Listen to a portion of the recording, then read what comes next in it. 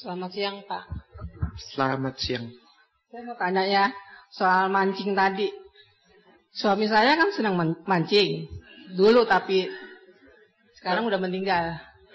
Coba pelan-pelan sebelum jelas.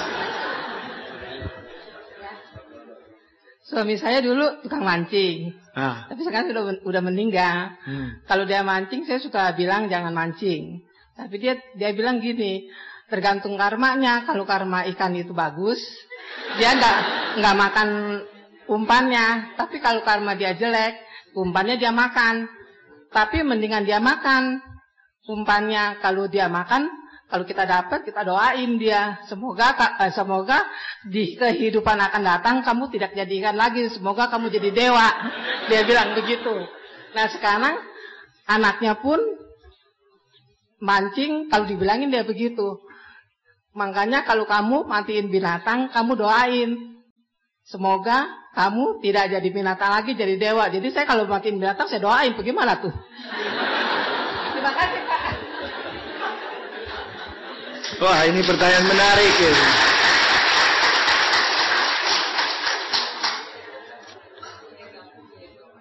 Itulah pusing sekarang ini. Kalau Anda perhatikan saya bicara tadi, itu sebenarnya saya menunjukkan kritik saya, bukan kritik apa, kritik analisis tentang pandangan-pandangan. Pandangan-pandangan maksudnya itu teori-teori agama yang ada. Kecenderungan untuk melakukan pembunuhan makhluk, ya karena ajaran agamanya tersebut. Lalu banyak orang itu mengklaim jadi dibenarkan dan berpikir begitu. Nah, sekarang orang Buddhis seperti suami ibu tadi sudah bagus, sudah mengerti bahwa membunuh itu tetap salah, tapi kan saya mendoakan. Begitu kan kata-katanya. Nah, sekarang anak pun mirip juga begitu-begitu. Lalu bagaimana? Nah, di sini juga konsep berpikir memang beda. Mendoakan itu kan cuma tekad. Nah, kita di agama Buddha mengatakan doa itu cuma tekad. Yaitu bagian dari keinginan saja. Ya, mudah-mudahan kamu sukses. Tapi kan tergantung dari anak yang sekolah itu dia belajar atau tidak. Apa kalau orang kita sudah bilang, semoga kamu sukses, dia pasti sukses? Apa iya? Kita cuma ngomong doang kok. Tapi yang bersangkutan kan yang harus kerjakan. Anak sekolah itu harus dia belajar lalu dia ikut ujian. Bukan cuma dengan doa ibu papa saja. Mama papa aja gak berdaya kok. Atau jangan-jangan terlalu Buddhis konyol. Dia malah rajin sembahyang ke wihara. Contoh saja, ada orang rajin sekali sembahyang di wihara. Kemana-mana pun pakai kalung Sang Buddha atau mungkin Kuan Im atau siapalah. Nah, si mahasiswi ini memang begitu ujian dia baca, karena tadi malam meditasi lama-lama, nak belajar, dia baca soal nggak bisa jawab. Bingung dia. Tapi dia tersenyum. Gampang. Dia cabut kalungnya, dia taruh. Maim tolong jawab. Atau mulai gede lagi. Sang Buddha, tolong aku, berikanlah jawabannya. Tahu nggak kenapa Sang Buddha saya minta begitu? Karena kan saya sudah berkali-kali bilang. Namo tassa bhagavato arahato sama sambuddhassa. Budang saranang gacami. Wih, aku berlindung kepada Sang Buddha. Terpujilah Sang Buddha yang maha suci dan maha sempurna. Aku kan sudah puji-puji lu. Masa gak mau tolong saya jawab? Nah, itulah beda konsep pola pikir. Jadi, yang jelas, dia membunuh. No excuse, gak ada itu. Mau doakan sih boleh-boleh ya. Itu seperti tadi. Cuma satu harapan. What will be? Karma punya urusan. Jadi sangat disayangkan. Karena tadi juga saya sudah klaim atau sudah nyatakan. Kalau ada orang itu punya kemampuan batin melihat kehidupan-kehidupan dan kematian seseorang, mati jadi apa? Dia akan melihat hal yang sama. Bahwa membunuh tetap tidak baik dengan alasan apapun. Oh, nanti saya di counter orang. Tapi kalau membunuh nyamuk demam berdarah apa tidak baik? Tetap tidak baik. Tetap salah. Tapi berguna. Itu aja persoalannya. Manusia menggunakan asas manfaat. Berguna atau tidak. Dan kalau orang Buddhis sudah membunuh nyamuk. Atau membunuh ular yang ganas sekali dan binatang yang ganas misalnya. Tetap harus sadar bahwa itu tetap salah. Tapi perlu dilakukan. Dan awas karma buruknya akan balik menyerang. Apa yang kita harus kerjakan? Counter itu dengan function sebanyak-banyaknya. Begitu. Jadi bukan diam. Dan bukan dibenarkan lalu tidak melakukan sesuatu. Jadi cerita tentang memancing itu, saya tidak dengar khotbah dari seorang biku, tapi ada biku, entah dia pribadi yang lakukan atau ada gurunya yang melakukan penelitian tertentu tentang biku yang lain. Ada seorang biku hidup dan lahir, ada seseorang yang lahir di keluarga yang cukup kaya, kepala batu banget orangnya, suka lawan mama dan papa, orang kasih nasihat paling tidak suka. Lalu belakangan, entah di pikirannya di bagaimana dan ada pengaruh-pengaruh yang lain. Kalau orang tua bicara dia nak mau dengar, entah orang lain bicara baik-baik sama dia. Dia juga mau jadi biku. Menarik juga. Nah akhirnya orang ini jadi biku. Nah itulah. Dia itu dilacak. Ternyata orang yang namakan saja si A, biku A ini. Biku A ini ternyata pada kehidupan-kehidupan yang lampau dia itu berusia pendek selalu. Mati muda terus. Dan setelah dilacak lebih dalam lagi, ternyata sebelum dia lahir jadi manusia dan mati muda berkali-kali, dia pernah lahir berulang-ulang kali jadi burung aja. Nah, syukur tuh, sudah burung berkali-kali, jadi manusia berkali-kali tapi umur pendek, belakangan sekarang jadi biku. Lalu dilacak lagi dengan kemampuan batin. Kenapa dia bisa lahir jadi burung? Oh, ternyata sebelum jadi burung dia lahir di neraka. Di alam penderitaan yang begitu lama.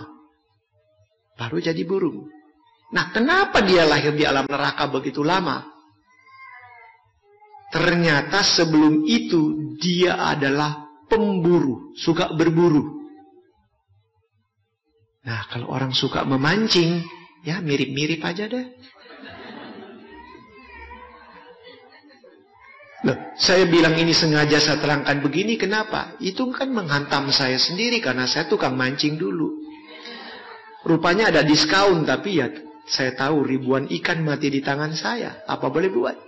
Ya, saya harus banyak berbuat kebajikan. Paling kurang tuh function harus dikerjakan semampu saya. Kapan saja, di mana saja saya bisa, saya harus kerjakan untuk nangkis itu. Nah, kalau ada yang masih melakukan itu, hentikan. Nanti dia diganggu, diusili oleh karmanya. Kalau ibu sayang sama anak ibu, harapkan dia itu berhenti. Kalau dia ada di sini, ini perintah saya. Hentikan itu.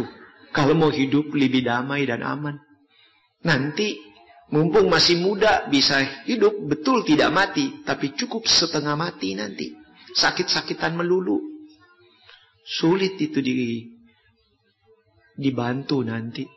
Bisa ada gangguan fisik terus-menerus. Jadi, memang masih positif sih. Kalau kita tepok nyamuk, masih ada positifnya. Membunuh tetap membunuh. Begitu. Mau kena, kita bilang, semoga lahir di alam yang lebih baik. Misalnya begitu. Berarti kita sadar bahwa kita itu memang membunuh. Tapi masih berpikir positif. Lumayan lah. Jadi pukulannya, saya bukan baik hati, ini cuma bercerita aja. Ya ada diskon dikit lah. Ya, itu jawaban saya. Ada pertanyaan lain? Pertanyaan berikut, apakah binatang juga membuat karma melalui perbuatannya? Bagaimana karma untuk perbuatan akibat merokok, minuman beralkohol tetapi tidak mabuk? Dan pertanyaan terakhir, dalam hukuman mati, apakah karma bagi yang memvonis hukuman mati? Saya jawab dari belakang. Hakim yang mengambil keputusan orang itu dihukum mati cuma berdasarkan undang-undang saja, pasal mana. Jadi disesuaikan saja perbuatan dari orang tersebut dengan undang-undang. Dia cuma membacakan undang-undang. Karena orang itu sudah membunuh banyak orang, meledakkan bom misalnya, lalu dia dihukum mati. Itu bukan karena dia benci orang tersebut. Orang berbuat begini, hukumannya begini. Kan sudah tahu ada pasal-pasalnya. Nah sekarang bukan itu yang jadi masalah. Si penembak mati. Ada tim yang melaksanakan eksekusi itu. Biasanya itu regu tembak. Dan mereka itu umumnya juga jago-jago tembak. Namun untuk mencegah mereka merasa bersalah, dibuat mereka itu jadi bimbang. Dengan cara, kalau mereka yang menembak itu satu regu, misalnya 6 orang, maka senjata yang berisi peluru beneran cuma 2. 4 senjata yang lain, peluru tidak benaran lah. Yang kalau ditembakkan kena orang tidak mati. Tapi meledaknya sama. Jadi setelah mereka menembak dan kena tepat di kepala atau di dada, masih bingung senjata mana yang muat peluru benaran itu. Nah karena apa?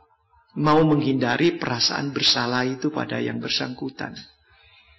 Tapi bagi mereka yang akhirnya betul-betul dia yang menembak, ya sudah risiko pekerjaannya. Kalau dia tidak mau, dia jangan jadi regu nembak lah. Dan jangan bekerja untuk itu.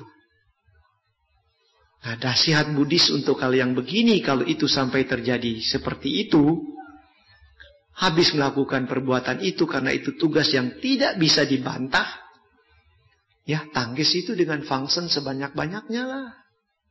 Selamatkan makhluk lain. Karena bagaimanapun dia sebagai penembak mati, dia tidak bisa menghindar.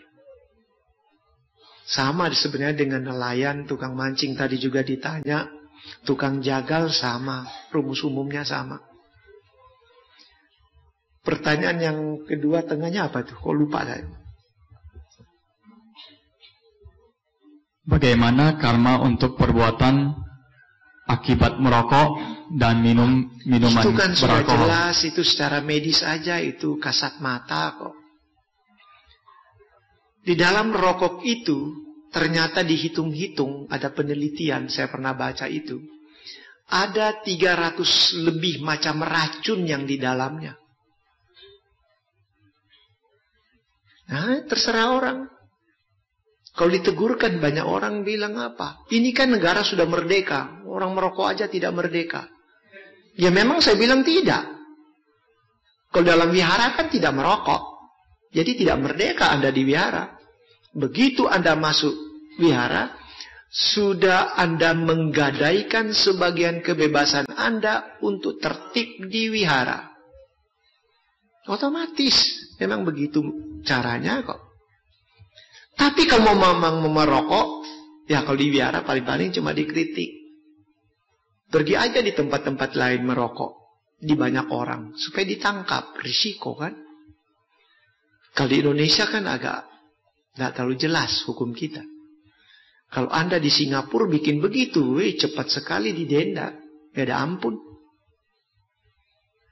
Jadi sudah ada risiko. Dan rokok itu membunuh pelan-pelan. Begitu juga dengan minum alkohol.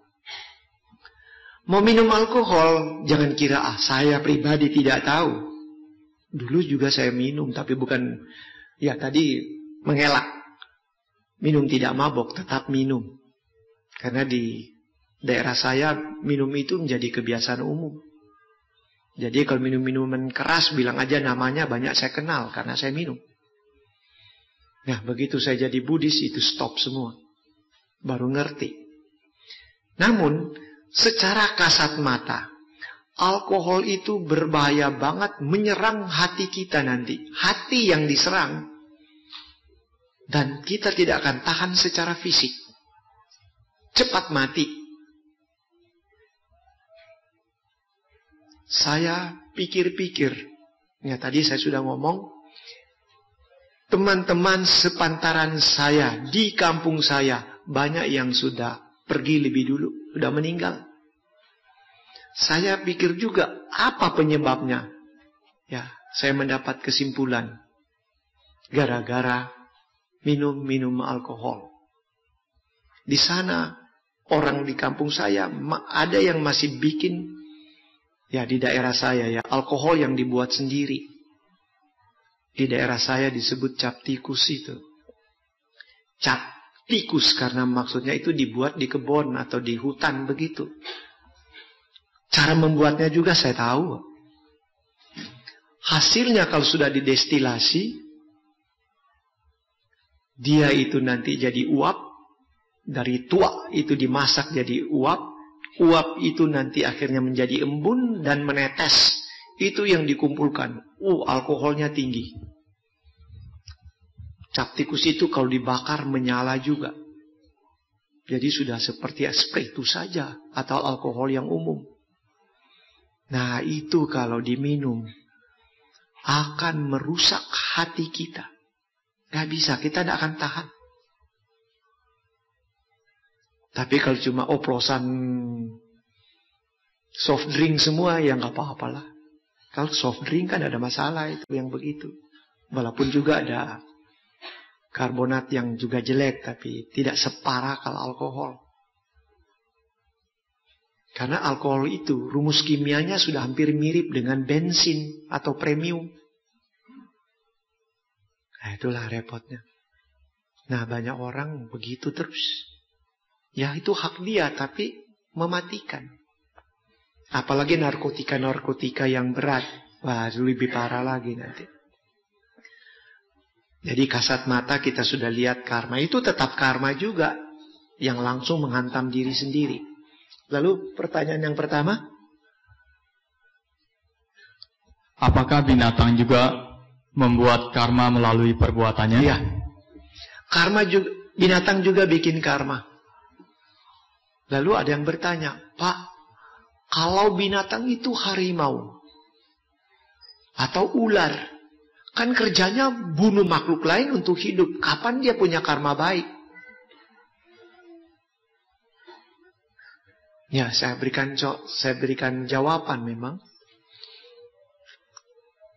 Binatang yang buas, kalau itu harimau, mana yang buas, betina atau jantan? Siapa yang tahu? Ya? Ya, memang yang paling ganas itu betina karena dia yang berburu. Si jantan terlalu dimanja. Sebab biasanya jantan kerjanya cuma tidur-tidur, menjaga kelompoknya dan kerja membuat turunan. Itu aja jantan punya kerja.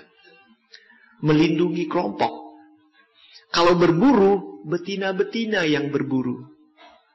Dan kalau kita ikuti National Geographic atau Discovery, misalnya channel itu, situ kita akan perhatikan bagaimana para betina berburu. Ada sapi mungkin yang diterkam dan mati. Mereka mengaung. Nanti dari kejauhan dengar jawaban auman juga. Siapa yang menjawab itu? Si jantan besar itu yang datang. Betina belum makan, jantan dulu datang. Begitu dia makan-makan, entah sudah ngomong kali, baru betina ikut makan. Jadi hebat sekali di binatang itu. Istri-istri kerja keras untuk suami. Dan suaminya juga poligami. Tapi gak berkelahi kok tuh istri-istri itu ya. Tapi untung manusia bukan binatang, jadi gak boleh begitu. Nah, sekarang ini harimau. Dia menerkam. Nah, kapan dia jadi manusia kalau begitu terus? Nah, tapi begini. Kalau betina, betul dia menerkam karena membunuh dan akhirnya membunuh dan makan. Sebagai induk binatang, dia juga menunjukkan kasih sayang kepada anak-anaknya tentu. Nah, misalnya yang bertanya ini pemburu. Sudah siap-siap menembak harimau. Karena sudah lihat jejak-jejaknya lewat situ terus. Sudah ada di pohon tertentu dan sudah perhitungkan bahwa harimau tidak bisa panjat dan dekati dia akan tembak juga lah. Jadi dia berada di cabang tertentu.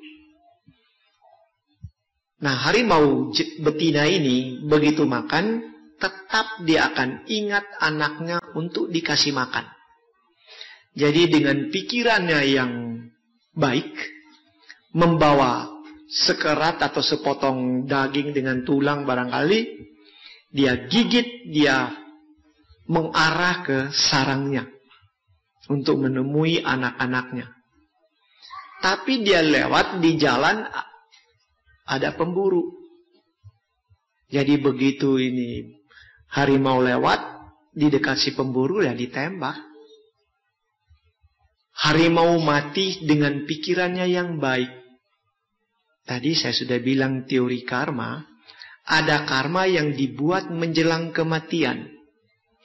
Itu yang akan mengantar makhluk itu lahir kemana. Walaupun itu dibuat di pikirannya saja. Tadi saya sudah uraikan itu. Jadi, si harimau ditembak mati. Bisa terlahir kembali jadi manusia dengan pikirannya yang penuh kasih sayang, membawa makanan kepada anak, tapi mati di tengah jalan. Si pemburu, dia menembak, dia kaget sendiri. Ternyata pohon yang dia naiki itu, di cabang itu sudah rapuh, dia tidak perhatikan. Begitu dia menembak, dia kaget sendiri, dia jatuh. Dia mati jadi binatang atau jadi harimau, harimau mati jadi manusia. Sebab kenapa begitu? Dalam konsep agama Buddha, mau setan kan dia, mau makhluk itu di neraka, mau itu dewa dan manusia, binatang, tergantung dari karmanya. Kemana dia akan lahir kembali.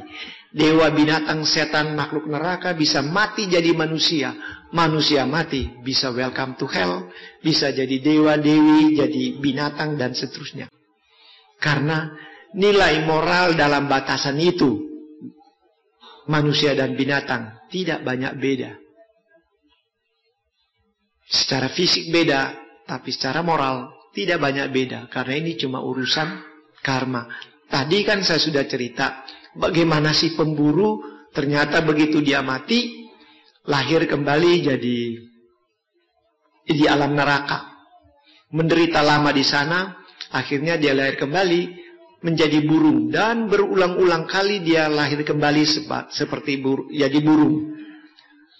Baru belakangan dia lahir jadi manusia. Dan berapa kali jadi manusia, umurnya pendek-pendek terus. Dan pada kehidupan sekarang ini, dia itu biku. Nah, lihat tuh proses karma itu. Jadi, manusia bisa jadi binatang, binatang jadi manusia. Nah, karena menjawab pertanyaan pertama ini, saya tambahkan, cerita biku itu juga lucu. Ada yang menarik, Sebab biku itu kan kepala batu tadinya. Nggak tahu diri, lawan orang tua dan seterusnya. Cuma yang menarik belakangan dia jadi biku. Tapi waktu jadi biku pun pola pikir serakahnya luar biasa. Waktu dia sudah ditabiskan jadi biku dan sudah mampu untuk pindah patah. Karena ini cerita dia dari Thailand sana. Biku itu pun, si biku muda ini tuh berpikir begini, semoga kalau saya pindah patah ini dapat makanan enak-enak. Mau mikir makan enak, dasar memang. Padahal kalau biku itu pada prinsipnya nggak mikir makanan apa yang dia mau makan, dia nggak tahu dapat atau tidak. Karena tergantung dari dana umat. Memang dia tidak pernah berteriak, minta makan, enggak. Para umat itu sudah nunggu di tepi-tepi jalan di depan rumah mereka untuk memberikan dana. Jadi si biku muda ini dengan pikiran yang mau hauce aja itu, dia jalan. Tapi apa jadi? Karmanya jelek. Begitu dia jalan, ada yang kasih dana, ya itu memang bisa dimakan nanti. Kelapa yang dikasih.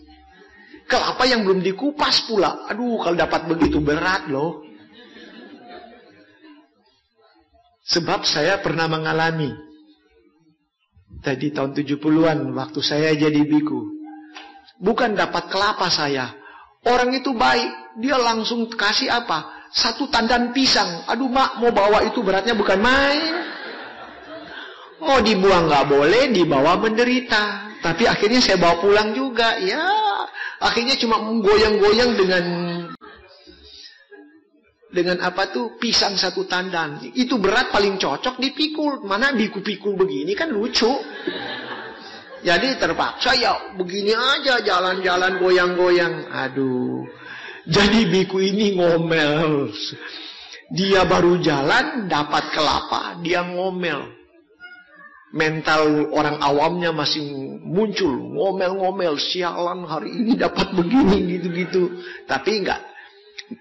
Dia cuma mutung dalam dirinya.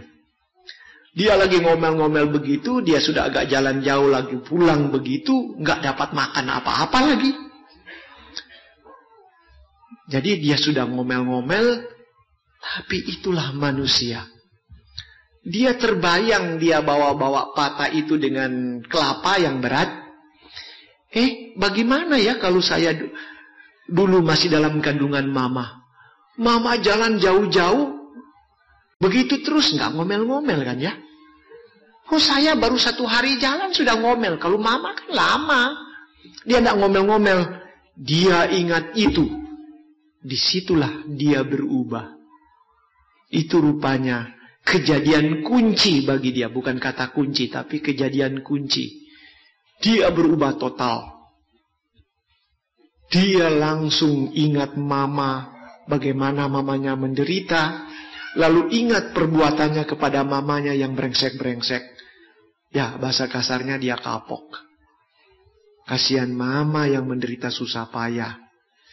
Kok saya baru 1 hari, belum sampai 1 hari aja, cuma berapa, bawa kelapa begini aja, sudah ngomel-ngomel. Mama enggak. Nah, sejak itulah dia menjadi berubah. Nah, kita nggak tahu, memang satu kejadian tertentu bikin kapok orang, ya lumayanlah bagi dia. Itu tambahan saya. Baik, karena waktunya sudah siang, maka pertanyaan yang masih ada di tangan saya kita tampung untuk minggu depan. Terima kasih. Ya, baiklah. Mudah-mudahan apa yang dibicarakan menambah wawasan Anda sekalian. Dan semoga Anda maju dalam dhamma. Namo Buddhaya. Namo